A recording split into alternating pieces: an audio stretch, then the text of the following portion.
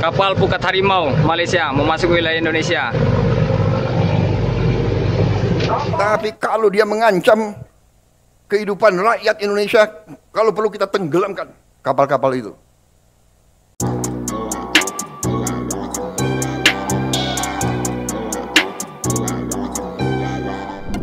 Halo Studio Lovers. Hari ini kita akan membahas sebuah langkah tegas dari Presiden Prabowo Subianto yang kembali menunjukkan keberaniannya dalam menumpas ketidakadilan, terutama dalam memberantas berbagai aksi ilegal yang terjadi di wilayah perairan Indonesia.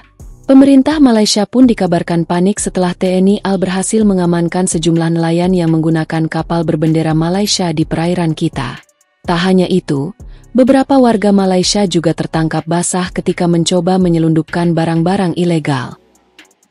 Seperti apa skenario penangkapannya?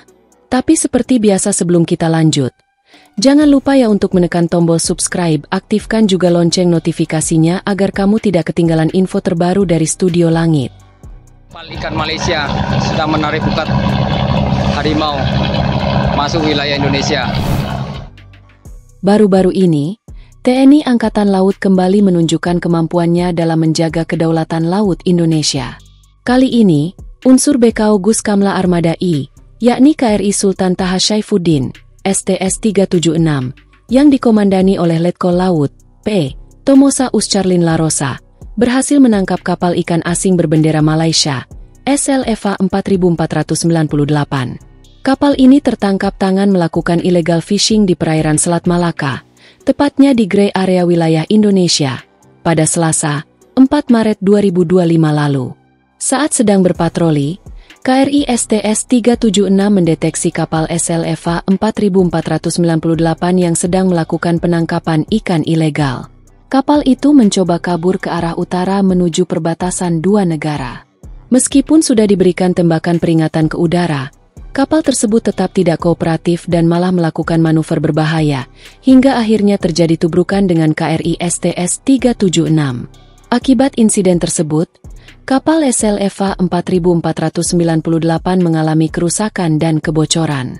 Namun, TNI AL berhasil mengamankan 5 orang anak buah kapal, ABK, yang sempat melompat ke laut. Barang bukti disita.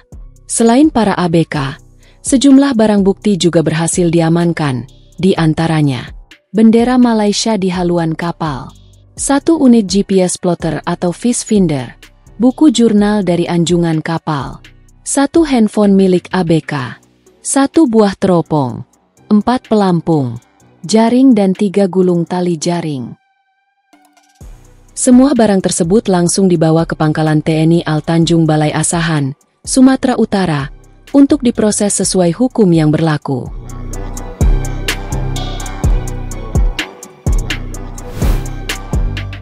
Penangkapan di Kepulauan Riau. Tak hanya itu, Direktorat Kepolisian Air Bahar Kampolri juga menangkap kapal berbendera Malaysia lainnya di Selat Malaka, Kepulauan Riau. Kapal PSF 200 ditangkap atas dugaan illegal fishing setelah adanya laporan dari masyarakat. Kapal sempat mencoba kabur meski sudah diberi tembakan peringatan, hingga akhirnya ditabrak oleh petugas. Kapal mengalami kebocoran dan kerusakan. Dalam operasi tersebut, 4 orang ABK diamankan. Setelah diperiksa, kapal PSF 200 diketahui tidak memiliki dokumen resmi untuk menangkap ikan di perairan Indonesia. Adapun barang bukti yang diamankan adalah sekitar 200 kg ikan campuran dan 1 set jaring trawl. Modus yang digunakan para pelaku adalah dengan memanfaatkan jalur perdagangan internasional di Selat Malaka untuk mengelabui petugas.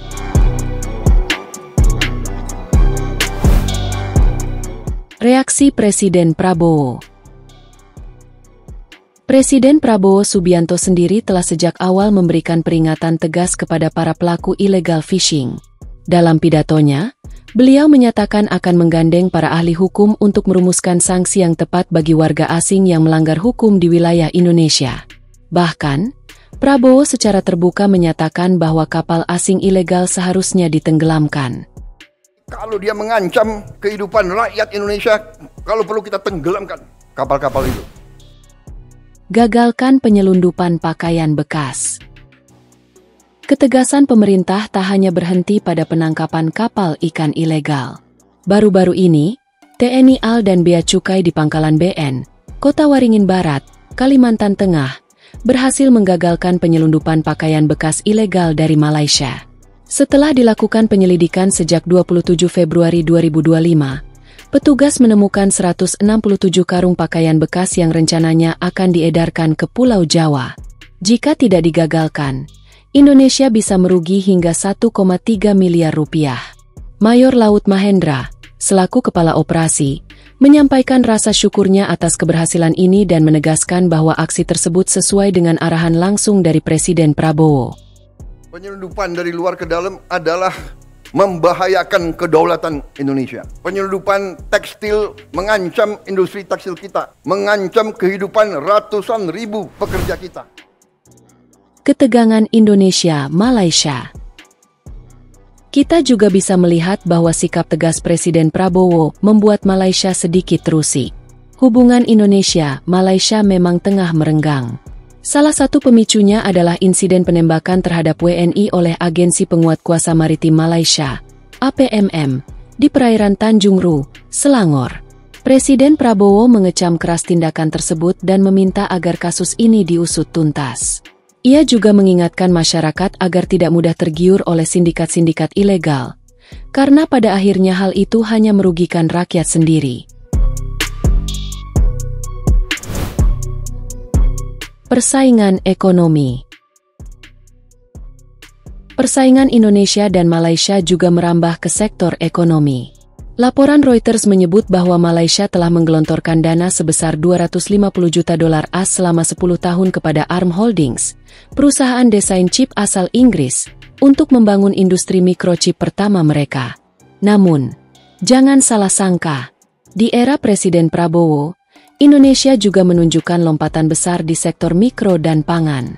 Salah satu program andalannya adalah Makan Bergizi Gratis, yang sudah menjangkau lebih dari 3 juta orang. Pemerintah juga gencar membangun proyek food estate untuk mewujudkan swasembada pangan nasional tahun ini. Prabowo menegaskan, kesejahteraan rakyat adalah prioritas utama agar tak ada lagi rakyat yang kelaparan. Kondisi ini tentu berbanding terbalik dengan Malaysia, yang menurut laporan Astro Awani, sedang menghadapi krisis pangan akibat terbatasnya rantai pasokan beras dalam negeri. Jadi, menurut kalian, tindakan tegas apa lagi yang seharusnya diterapkan oleh pemerintah agar aksi ilegal seperti ini tak terus berulang? Tulis pendapat kalian di kolom komentar ya. Jangan lupa terus dukung kami dengan cara subscribe, like, comment, dan share video ini. Sampai jumpa di video berikutnya.